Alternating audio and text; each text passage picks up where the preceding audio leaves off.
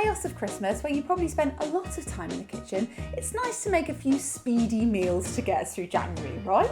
Well, I've got a delicious pesto salmon tray bake that's going to take no time at all. We begin with 500 grams of new potatoes, cut them in half and then add into a roasting tray. Drizzle generously with oil and season with salt and pepper and bake in a preheated oven at 190 degrees centigrade for 30 minutes, giving it a shake halfway through. You're then going to take them out of the oven and scatter over 220 grams of trimmed green beans. Squeeze on the juice of half a lemon and wedge up the other half, nestling the segments into the tray. Then lay over 4 salmon fillets with the skin side up. We're not going to eat the skin on these, but they are going to help keep that salmon lovely and moist. Drizzle with a bit of oil, then it's back into the oven for 10 minutes. We're going to take out the oven, peel off the salmon skins, which should be nice and easy, and smother on a tablespoon of pesto onto each fillet. Back in the oven for a final 5 minutes, and then it's serving and tucking in. I love this recipe straight from the oven, but I also absolutely love it as a cold lunch the next day.